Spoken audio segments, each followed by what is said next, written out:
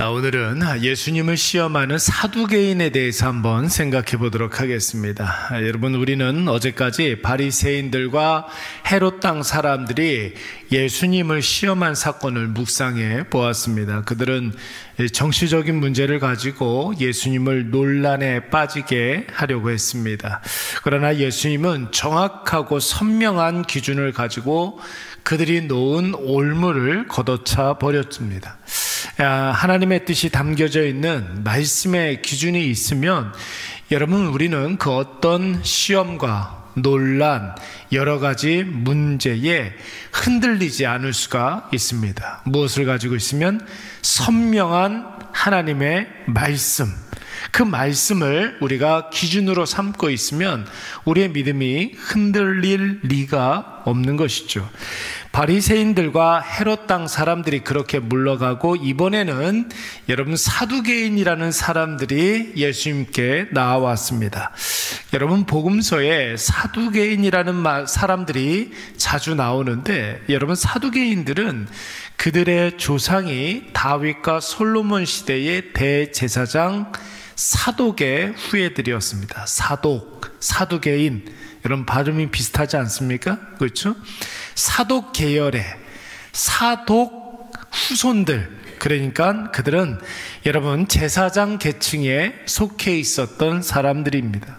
정치적으로는 바리새파 사람들과 대립되어 있는 그런 사람들로, 오늘날 우리로 치면은 이 바리새파와 사두개파는 양대 정당과 같은 그런 위치에 있는 사람들입니다. 여러분, 바리새파 사람들은 구약 성경을 모세 오경과 선지서, 이것을 두 개를 인정을 하는데, 여러분 사두개파 사람들은 선지서 이런 거는 성경이 아니다, 모세 오경만이 성경이다, 이렇게 생각하는 사람들이었습니다. 그래서 여러분, 모세 오경에 부활이라는 말이 없다 하여서 사두개파 사람들은 이 사람의 부활에 대해서는 믿지 않는 그런 사람들입니다. 그런데 여러분, 엄밀히 말하면 모세 오경에 부활이 없다는 것은 그들의 착각이죠. 창세기에 보면은 여러분, 하나님이 세상을 창조하시지 않았습니까?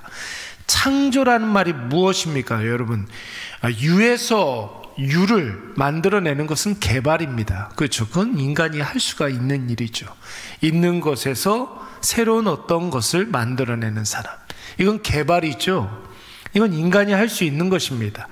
하나님께서 우리에게 허락해 주신 능력이에요. 그러나 창조라는 것은 무에서 유를 만들어내는 것입니다.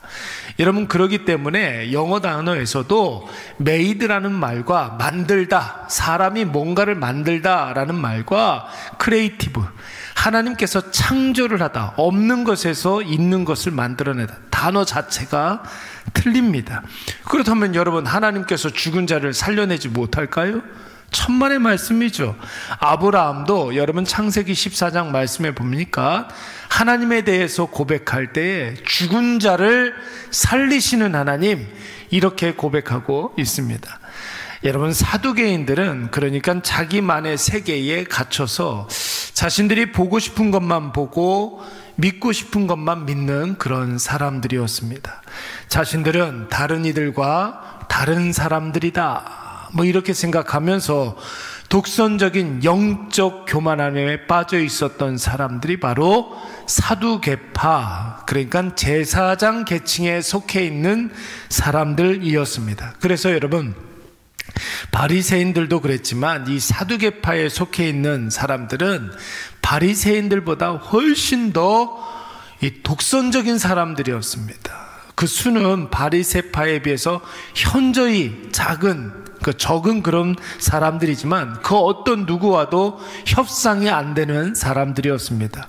내 편과 적을 구분할 때는 반드시 여러분, 그들이 철석같이 믿고 있는 그것, 모세 오경에 부활이 없다 하여 부활 논쟁을 가지고 네 편과 내 편을 가르는 그런 사람들이었습니다.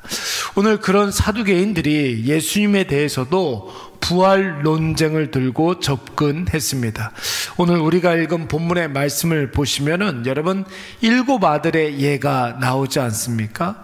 여러분, 7 아들의 예, 그러니까 오늘 이 사두개파에 속해 있는 사람들은 신명기 25장 말씀에 나와 있는 계대 결혼법, 뭐 이거 가지고 지금 예수님을 시험하려고 하는 거예요. 그러니까 이를테면은 쉽게 말해서 형사취수제라고 이야기할 수 있죠. 부부 중에 남편이 먼저 죽으면 미망인을 구휼하기 위해서 가장 가까운 친척이 그 미망인을 아내로 맞이하는 것이죠. 그래서 경제적으로, 사회적으로 그 신분을 책임지고 유지시켜주는 그런 정책이 바로 형사취수제. 형이 먼저 죽으면 형의 아내를 나의 아내로 맞아들여서 그를 책임져 주는 것입니다. 당시 사회는 여러분, 여인은 사회적인 권리가 거의 없었기 때문에 아무도 책임지는 사람이 없는 여인은 그대로 누군가가 노략과 납치를 해서 노예로 팔아넘기거나, 그것도 아니면 그대로 굶어 죽는 일들이 다반사였습니다. 그러니까 여러분, 고아와 과부 문제를 어떻게 할 수가 없어서 이 형사취수제를 사용했던 것이죠. 이를테면 여러분, 사회보장제도다, 그렇게 생각하면 되겠습니다. 오늘 사두개인들은 이 유대의 전통과 부활을 이제 연결시켜서 7 형제가 있는데 큰형이 결혼한 후에 죽으면 첫째의 미망인 이 아내를 둘째가 책임지지 않습니까? 그런데 그런 식으로 해서 둘째도 죽고, 둘째가 죽어서 셋째가 이 첫째 형의 아내를 이제 떠안게 되면은 셋째도 죽고 넷째도 죽고 7 모두가 다 죽으면 이 여인과 7명의 형제가 다 결혼한 셈인데 부활의 때에 이 아내는 누구의 아내가 되겠습니까? 뭐 이런 질문이 되는 것입니다. 여러분, 질문 자체가 비약이 심하죠. 사실 말도 안 되는 질문입니다. 천국에는 결혼 자체가 없습니다. 그러니까 자기 생각에 이런 것이 질문이라고 생각이 되어서 예수님께 시험하려고 했던 것입니다. 자신들이 세워놓은 말도 안 되는 가설을 가지고 부활은 없다, 이걸 아주 그냥 명제처럼 생각을 해놓고 만들어낸 질문인데, 여러분, 이 질문에 자신들이 대답을 못하니까 부활이 없다, 이렇게 확신하고 있었던 것입니다. 여러분, 오늘날에도 이런 분들이 종종 있어요. 어떻게 십자가에서 죽은 자가 3일 만에 다시 살아날 수 있는가? 여러분, 이 질문을 해놓고 자기가 대답할 수 없으니까, 그러니까 예수님은 살아난 것이 아니다, 이렇게 결론을 내리는 거예요. 내가 답할 수 없으면 그것은 없는 거야, 이렇게 생각하는 사람들이 여러분 얼마나 많이 있습니까? 여러분, 기도하면 하나님이 다 응답하신다고 하는데 자기는 기도하면 하나도 응답되는 것이 하나도 없어. 그러니까 하나님은 없어, 이렇게 결론 내는 사람들이 있습니다. 근데 여러분, 그 사람이 가만히 이렇게 보면 기도도 하지 않았어요. 기도하지 않았는데 기도했다라고 자기 스스로 착각하는, 여러 가지 바램이나 원하는 것, 이것이 여러분 기도는 아니잖아요. 누구나 다 바랄 수는 있습니다. 누구나 다 원할 수는 있어도 그것을 가지고 하나님 앞에 나아가는 사람들은 여러분 극히 드물어요. 기도도 하지 않았으면서 기도했는데도 불구하고 응답이 없다, 그러니까 하나님은 없다. 여러분, 이렇게 결론을 내리는 것이 얼마나 어리석은 일입니까? 그리고 하나님의 응답에 대한 개념 자체도 잘 모르면서 지금 당장 내가 구한 거 내 손에 떨어지지 않으면 그건 무조건 응답이 안 된 거야, 이렇게 생각하면서 하나님을 부정하는 사람들이 있다는 것이죠. 얼마나 어리석은 일입니까? 사람들은 자기 자신이 한계가 있다는 사실을 잘 알면서도 자신이 이해하지 못하면 없는 것이라고 생각합니다. 인간의 이율배반적인 모습이죠. 사두개인들은 부활은 없다, 이렇게 생각하고 부활이 없다는 것을 입증해내기 위해서 나름대로 그럴듯한 질문을 만들어내고 사람들이 대답을 하지 못하면 그러니까 부활은 없어, 이렇게 주장하는 사람들이었습니다. 사랑하는 여러분, 그렇다면 여러분, 이러한 모습이 나에게는 없습니까? 내 마음에 안 드니까 아무리 하나님의 말씀이어도 나는 그 부분은 믿을 수가 없어. 내 마음을 불편하게 하니까 나는 그 섬김과 헌신은 할 수가 없어.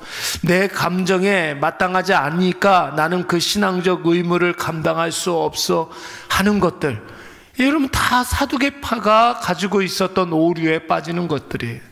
남들은 믿음으로 질병도 이겨내고 가난도 이겨내고 사면초가의 상황도 이겨내는 게 당연하지만, 나에게만큼은 하나님은 은혜의 하나님, 복락의 하나님이기 때문에 질병이 있으면 안 돼, 가난도 있으면 안 돼, 위기도 있으면 안 돼, 그런 것이 있으면 하나님은 없는 거야. 여러분, 이게 얼마나 여러분 고집스럽고 독선적인 신앙입니까? 나에게도 남들에게 일어나는 일들 있을 수 있습니까? 없습니까? 있을 수가 있죠. 세상에 암 환자들이 얼마나 많은데 나한테는 암이 찾아오면 안 됩니까? 그거는 여러분 있을 수가 없는 일이에요. 내가 오늘 병원 가서 암입니다 이런 이야기를 들어도 우리는 할 말이 없는 거예요. 그렇죠?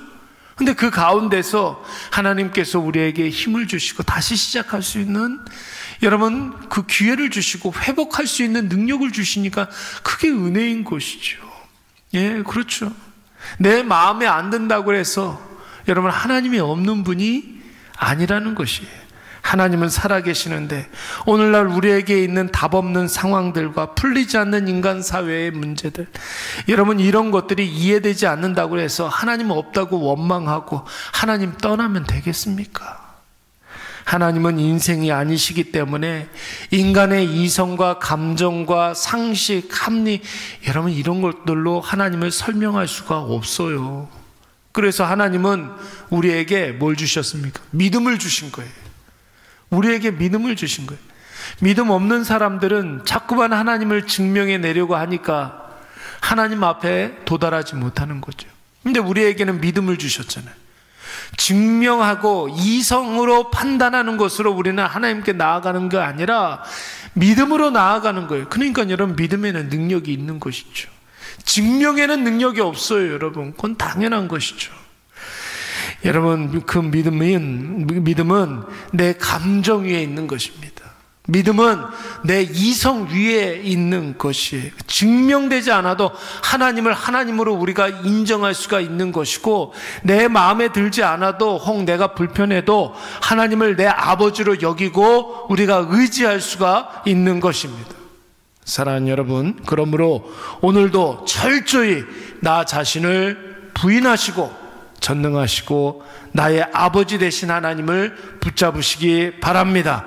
때가 되면 하나님이 우리의 이성을 이렇게 활짝 열어주시고, 때가 되면 하나님이 우리의 감정에 명쾌함을 허락해 주실 줄로 믿습니다. 우리 이 시간